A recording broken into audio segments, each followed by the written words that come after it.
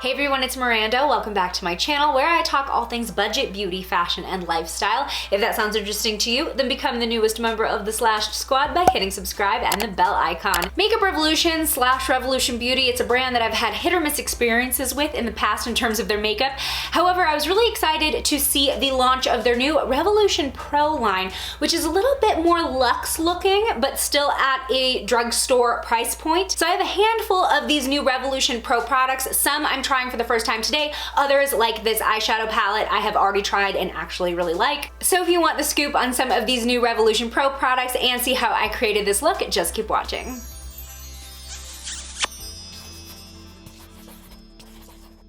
I've already done my foundation, so I'm starting out by brightening my under eye area with this new Revolution Pro concealer that is giving me some major YSL Touchy Clot vibes. As you can see, we've got a brush tip and a pump bottom, kind of like a click pen that will dispense the product.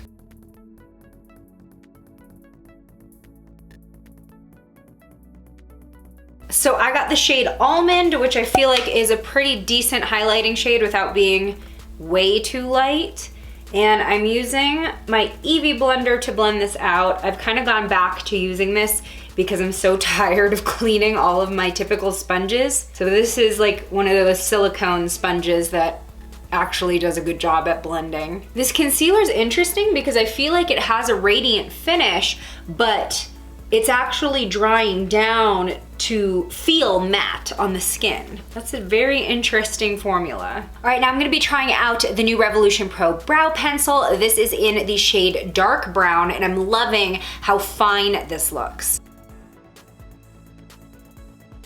Definitely liking this formula. Very easy to apply. It goes on without too much pressure, but it's not too creamy, and that paired with the size of the tip gives for a lot of control.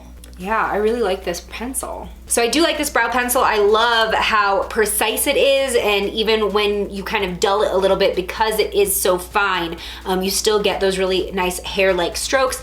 I've just been struggling doing my eyebrows the past couple days. They are definitely sisters, not twins, so let's move on. I don't have the Revolution Pro eyeshadow base. I'm really looking forward to trying it because it looks so similar to a MAC paint pot, but I am gonna be using the new Revolution Pro New Neutrals palette, which actually has a base right in the palette. It is a creamy, sticky base for the shadow to stick to. So I'm just gonna go ahead and apply that with my fingers. Now, the only downfall to having this type of cream product in a palette full of powders is, of course, you know, if there's any kickback in the palette, it tends to muddy up the cream products. So it's not always my favorite to mix those types of formulas in one product, but I will say it is handy, especially if you're gonna be traveling where your base / primer is just built in. Gonna go ahead and set my base with the shade Delight.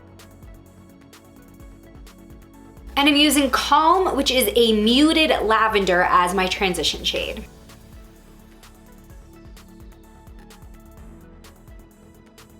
Gonna highlight under my brow bone with Glitzed, which is a nice shimmery champagne.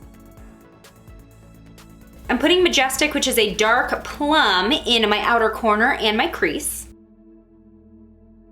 I wish this shade were a little bit more pigmented. It's definitely more muted on the lid than it looks in the pan, but you can build it up a little bit. And also considering that this is supposed to be a neutrals palette, so even the pops of color, I think they're just trying to make them more wearable as opposed to, you know, a bright, intense pigment palette. Just gonna go back in with our transition shade to soften up the edges and kind of create more of a gradient look. I will say that these shadows blend together like a dream.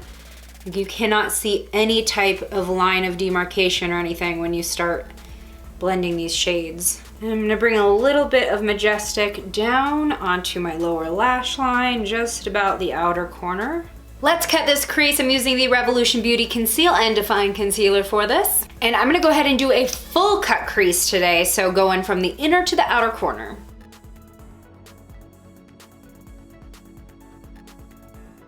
I'm applying Jazz It Up all over the lid where we just put the concealer. It's kind of a pinky silver. I'm gonna use Glitzed one more time to highlight the inner corner. Now, one of the things that makes this palette super unique is that there are 2 pressed glitter shades in here.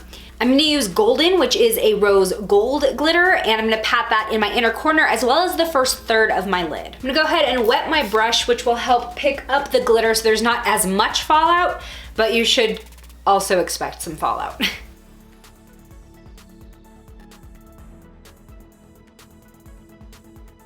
Using my Covergirl Perfect Point Plus eyeliner to tightline my upper waterline. Gonna give some cat eye vibes with my NYX matte liquid liner. Now, it can be a little difficult to apply any kind of liner over glitter, so I'm not really gonna bring this into my inner corner. I'm gonna have it start out very thin in that area and then get thicker as we move toward the outer corner. Otherwise, if you try to apply it over glitter, it ends up looking chunky and weird.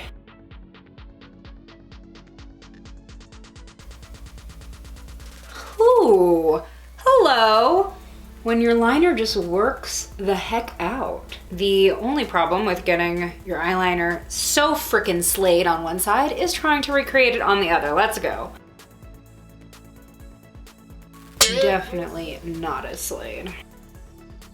I have not yet decided whether or not I'm gonna be putting on falsies, so I'm gonna start out with the L'Oreal Lash Paradise Mascara. Yeah, I'm not gonna do falsies, I'm just gonna build these lashes up like crazy with mascara. When you're layering a really heavy mascara like this, having a lash comb really helps to kind of get back some of the separation if it does tend to clump. This one's from Tweezerman, it is my favorite. Use it all the time because I love dramatic mascaras, but you know, sometimes you have a little too much on the brush or your lashes just don't want to cooperate. This will help get them not so spidery and pick up any like excess product that is just looking clumpy. Using the new Revolution Pro Sculpt and Glow palette, gonna go ahead and add some contour and highlight. So lately I haven't actually been wearing a lot of blush. I've just been bringing my contour up higher onto my cheekbones as well as like in the hollows where it normally is. But I just feel like this balances out the look when I do have a lot of color or just a lot going on with my eyes. And it gives me like a nice sun-kissed bronzy look. And then going into my highlight, I'm just gonna go right over top a little bit, layering. Ooh, I really like this highlight though. This is the first time that I've used this and I'm loving, it's got kind of like a pinky glow to it. God, it's gonna be tragic when I have to take this off for the gym in a few hours. Okay, loving this sculpting palette. Definitely gonna be my new go-to, especially for travel because it is so compact.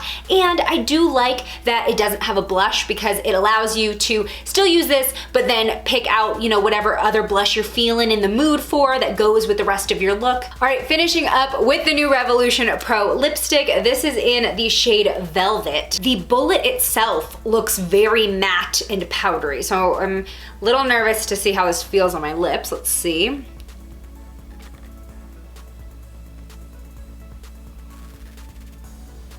This feels super creamy and smooth, and clearly it is very pigmented.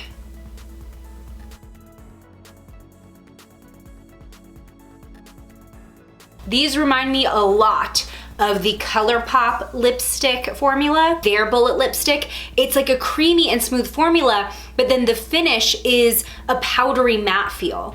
Such an interesting formula. Also, this shade is beautiful. All right, full look vibes coming your way.